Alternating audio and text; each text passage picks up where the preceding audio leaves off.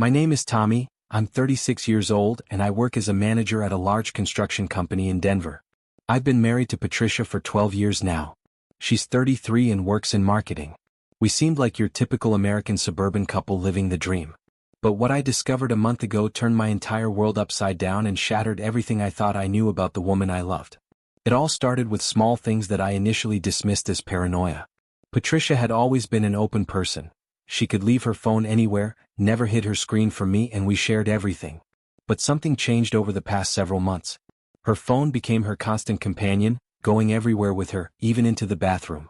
When I asked why, she said she was listening to podcasts or audiobooks. At first, I didn't think much of it. Everyone deserves privacy and personal space in a relationship. But gradually, I began noticing other subtle changes in her behavior. Patricia started staying late at work more frequently, began going to the gym 3 times a week instead of once. When I suggested joining her for workouts, she said she needed time for herself to decompress. The worst part was how she reacted to phone calls. Previously, she would answer calls normally in front of me, but now she would either leave the room or simply decline the call entirely. "Work stuff," she would explain with a dismissive wave. Her entire demeanor around her phone became secretive and protective. She started keeping it face down constantly, would grab it immediately when notifications came through, and became visibly uncomfortable if I was anywhere near when she was using it. The breaking point came 3 weeks ago on a quiet Saturday evening. We were sitting on our couch watching a romantic comedy, one of those predictable films Patricia loved. Her phone was lying on the coffee table, screen down as usual. Suddenly, it lit up from an incoming message. Patricia lunged for it instantly, but I managed to catch a glimpse of part of the text on the lock screen preview. "Can't wait for tomorrow night."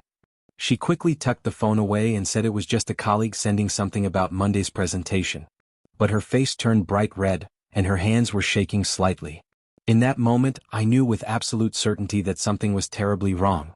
The next few days were torture as I tried to convince myself it was just my imagination running wild. Maybe work really was stressing her out. Maybe I was being paranoid and possessive. But the suspicions wouldn't leave me alone. Patricia became even more secretive with her phone, and I became increasingly vigilant, watching for signs I hoped I wouldn't find. During this time, I noticed she had started working late almost every Tuesday and Thursday. She claimed there were important client meetings that ran long. On Saturdays, she began meeting her girlfriends for brunch, something she had never done regularly before. When I asked about joining sometime, she said it was their girls' only time to vent about work and relationships. The way she dressed started changing too, though subtly. She began wearing her hair differently, opted for more fitted clothes, and I caught her checking herself in mirrors more often. When I complimented her appearance, she seemed almost guilty about the attention. Our intimate life also shifted dramatically.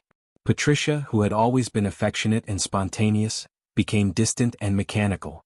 She started claiming headaches or exhaustion more frequently. When we did have intimate moments, she seemed distracted, almost like her mind was elsewhere entirely. That's when the idea about the new phone crystallized in my mind. The following Saturday, we went to the shopping mall for our usual weekend errands. While walking past the Apple store, I casually mentioned that I wanted to buy her a new iPhone as a surprise gift, just because I loved her and wanted to show my appreciation.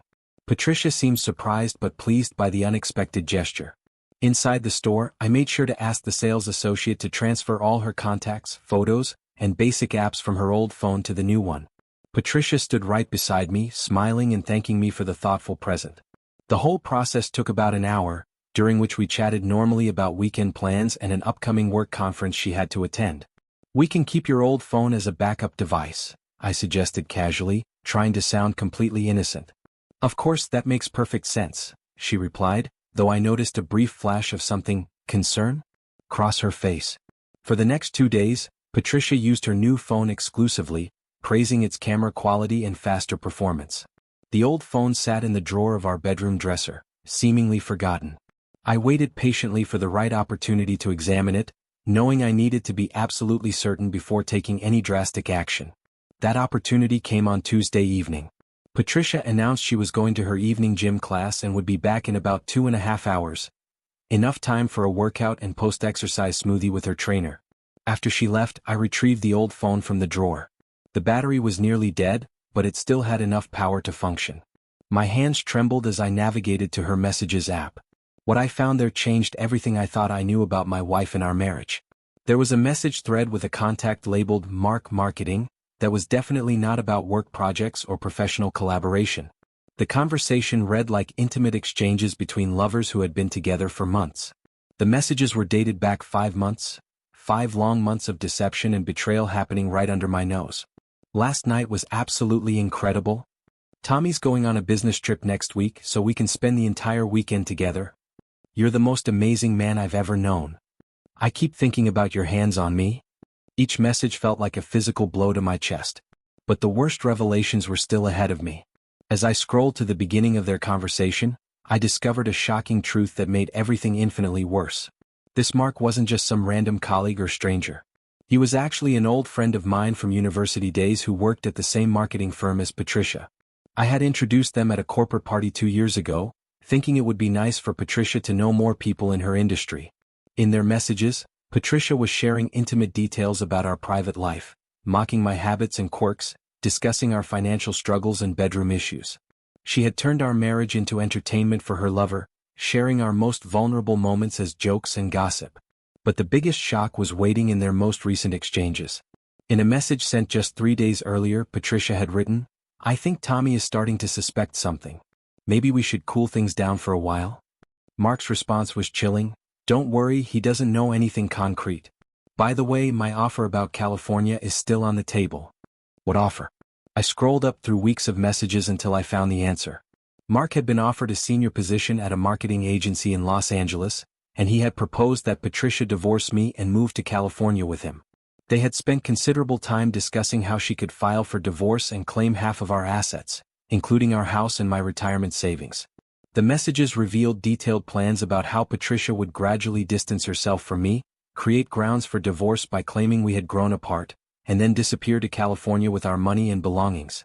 They had even discussed which lawyers she should hire and how to hide assets during the divorce proceedings. My hands were shaking uncontrollably as I read through months of calculated deception. 12 years of marriage, and she was planning to simply vanish with everything we had built together, leaving me with nothing but heartbreak and financial ruin.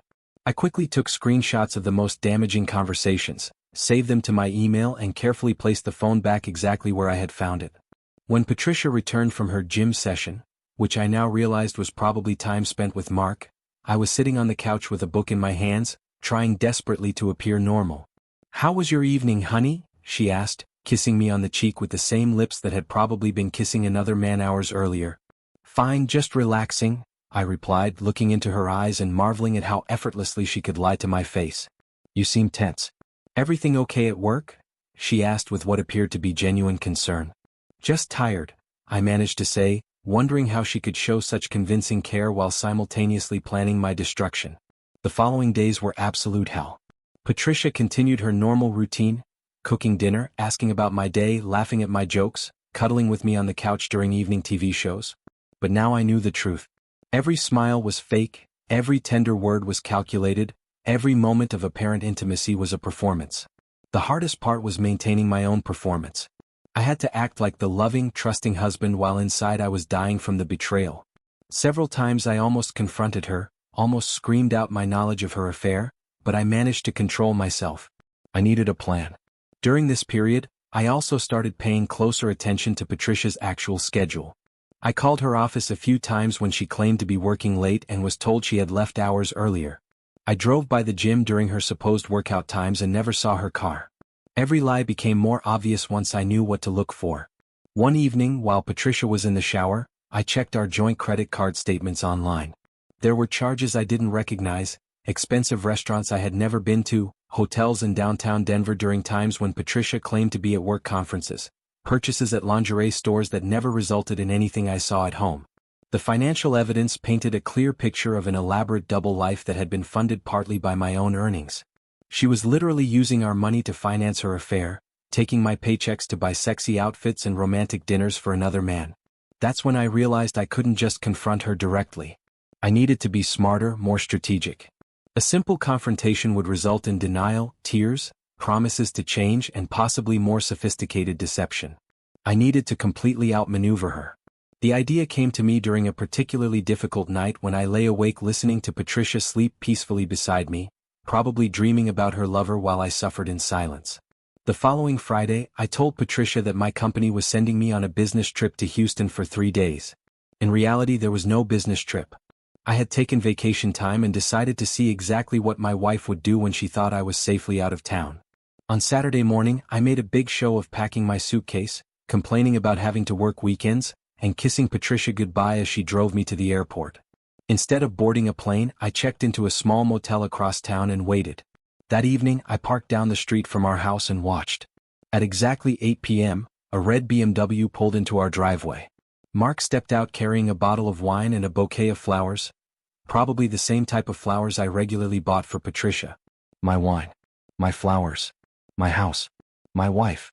I sat in that car for 3 hours, watching the lights dim in our living room, seeing the flicker of what were probably candles in our bedroom window.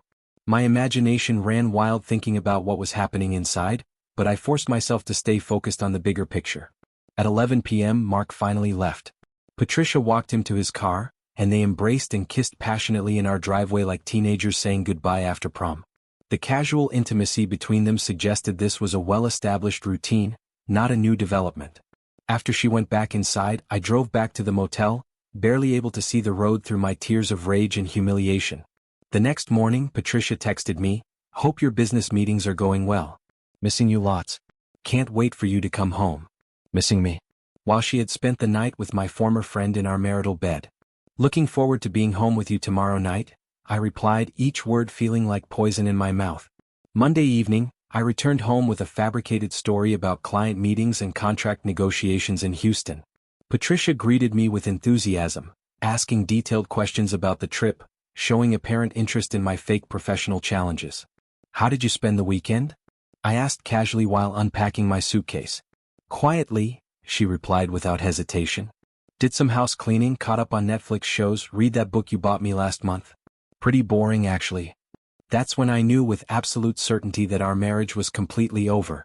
The woman I loved had been replaced by a skillful liar who could look me in the eye and fabricate elaborate stories without the slightest sign of guilt or discomfort. The next morning, after Patricia left for work, I called a divorce attorney. I explained the situation, showed him the screenshots from her phone, described the financial evidence I had gathered. The lawyer said that while adultery doesn't heavily influence asset division in our state, the evidence of her planning to hide assets and defraud me during divorce proceedings would be very helpful. But I realized I needed to be even more strategic in my approach. I remembered that Patricia had always dreamed of traveling to Europe. Several years ago, we had planned a trip to Italy for our anniversary, but financial difficulties forced us to postpone indefinitely. She still talked wistfully about seeing Rome and Florence someday. That's when I conceived the perfect plan for my revenge. That evening over dinner, I brought up the subject. "Honey, I've been thinking about us lately. We work so hard, spend so little quality time together. What would you say about finally taking that trip to Italy we always talked about?" Her eyes lit up immediately. "Seriously? But it's so expensive." "I received a substantial bonus for the Henderson project." I lied smoothly. "I want to spend it on creating beautiful memories with you." Patricia jumped up and hugged me tightly. "Oh, Tommy, this is wonderful. When could we go?" "Next month. I've already started researching flights and hotels." For the next week, Patricia was absolutely euphoric. She spent hours planning our itinerary, researching restaurants in Rome and Florence, shopping for travel clothes, telling all her friends and coworkers about our upcoming romantic getaway. Even Mark learned about it. I saw messages on her old phone where she complained to him about having to postpone their plans. "Don't worry, after the Italy trip, everything will be different," he responded. Yes, everything would be different. Just not in the way they expected. 1 week before our scheduled departure, I told Patricia that I was having serious problems at work and couldn't take the time off after all. "But the tickets are already purchased, hotels are booked," she said, clearly devastated. "You should go anyway. Take a girlfriend or go solo." "I don't want you to lose this opportunity because of my work situation," I suggested, appearing genuinely disappointed about missing the trip. Patricia thought about it for several days, then announced that Mark had vacation time available and could accompany her as a friend, since they worked in the same industry and could share the travel expenses. "Are you absolutely sure you don't mind?" she asked, though I could see the excitement she was trying to hide. "Of course not. The important thing is that you get to see Italy. We can go together another time." On the day of departure, I drove Patricia to the airport. I kissed her goodbye, wished her a wonderful time, told her to take lots of pictures. She was glowing with happiness and anticipation, probably thinking about 2 weeks of romantic freedom with her lover in one of the world's most beautiful countries. "I love you so much," she said before going through security. "I love you too," I replied, watching her walk toward the gate where Mark was undoubtedly waiting. Those were the last words we spoke to each other as husband and wife. While Patricia was enjoying Italian sunshine with my former friend, funded entirely by my money, I systematically dismantled our shared life. I moved out of our house, taking only my personal belongings and half of our joint savings. I left divorce papers on the kitchen table along with a carefully crafted letter. "Patricia, by the time you read this, I'll be gone. I know about Mark. I know about your 5-month affair. I know about your plans to move to California and take half of everything we built together. Your old phone told me everything. I know about the lies, the fake work meetings, the stolen moments in our bed while I was supposedly traveling. Don't try to contact me. My attorney will reach out when you return. Thank you for 12 years that turned out to be a lie. Tommy." I also left printouts of the most damaging text message conversations so she would know exactly what evidence I possessed. Patricia returned from Italy to an empty house and a shattered life. She called me hundreds of times, sent desperate text messages, emails, even showed up at my office begging for a chance to explain.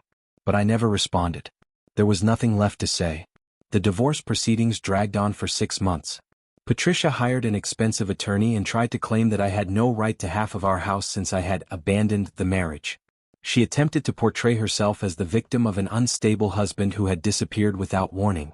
But the screenshots of her messages discussing asset hiding and divorce fraud proved invaluable. Her own words condemned her, showing premeditated planning to defraud me. The evidence of her affair, combined with financial records showing how she had used our joint accounts to fund her deception, completely undermined her victim narrative. During depositions, Patricia tried to claim the messages were taken out of context or that she had never intended to follow through on the plans she and Mark had discussed. But months of detailed conversations about logistics, timelines, and financial strategies made her denials laughable. Eventually, we reached a settlement that split everything equally. The house was sold, debts were paid off, and remaining assets were divided down the middle. I didn't get revenge in terms of taking more than my fair share, but I avoided the financial devastation she had originally planned for me. The last time I saw Patricia was in court when we signed the final divorce papers.